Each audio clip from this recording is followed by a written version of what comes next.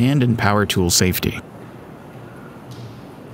In the Faculty of Sustainable Design Engineering, students frequently work hands-on to bring their designs and ideas to life, whether they are building a prototype for a design project, working in a course lab, or participating in extracurricular activities.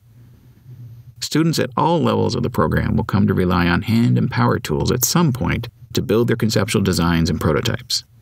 This video will introduce the most common tools used and provide some guidance on how to use them safely.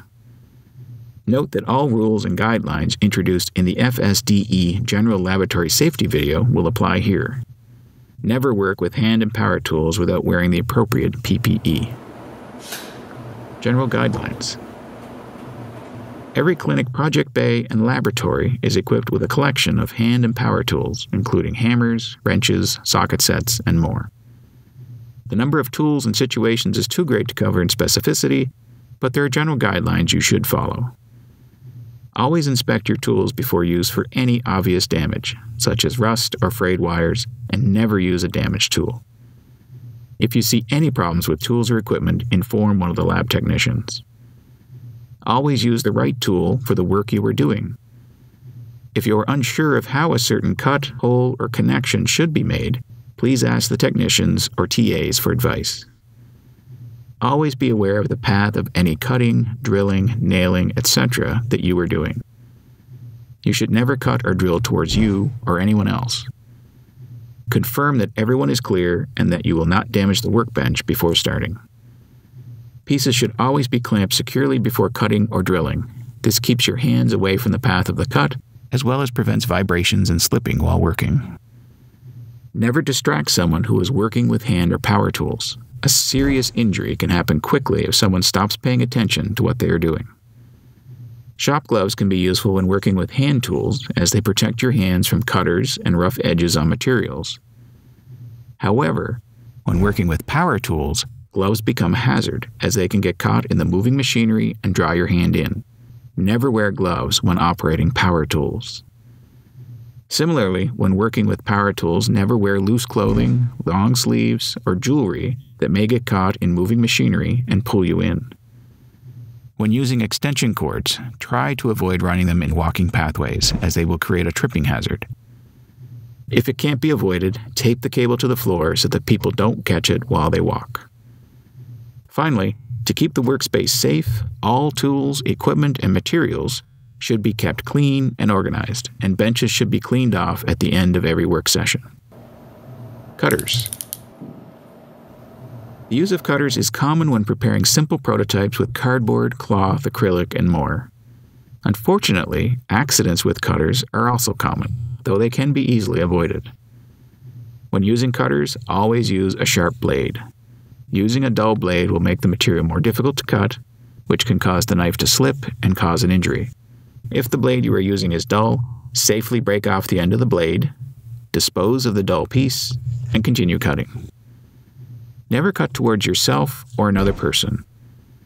Most injuries with box cutters occur when the blade slips and moves suddenly, so give yourself the space to slip without hitting yourself or others. Only extend the blade as far out as the thickness of the material you are cutting. The blade is fragile and can bend or break easily if overextended. Avoid cutting thick materials, as the blade can bend or break in the material. Always place a cutting board or scrap wood under the material being cut to avoid damaging the workbenches. When you are not using the cutter, always slide the blade back down into the guard so that it cannot cut someone else picking up the tool. Jigsaws.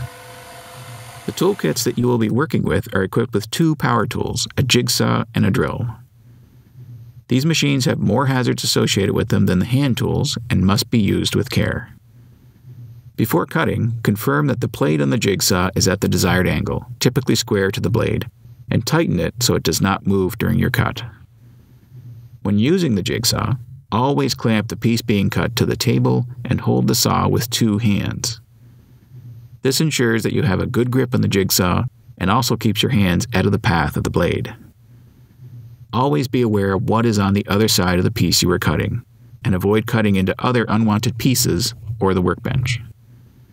When cutting with the jigsaw, it is easy to accidentally press the trigger lock, which will continue cutting if the trigger is released. If you release the trigger and the jigsaw does not stop, press the trigger again to stop the blade. If you need to insert or change the jigsaw blade, ensure the jigsaw is unplugged before removing or inserting the blade. Only hold the trigger of the jigsaw when you are cutting. Be careful when passing the jigsaw to another person that neither of you accidentally hit the trigger and start the blade.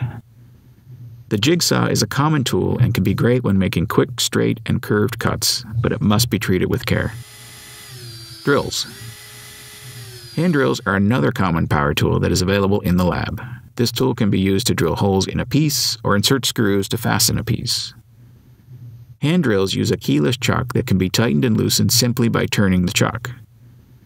When inserting a drill bit, ensure that it is in the center of the chuck and that the chuck is tight so that the bit will not vibrate or move away from the center when drilling. Confirm that the drill is set to rotate clockwise to drill a hole.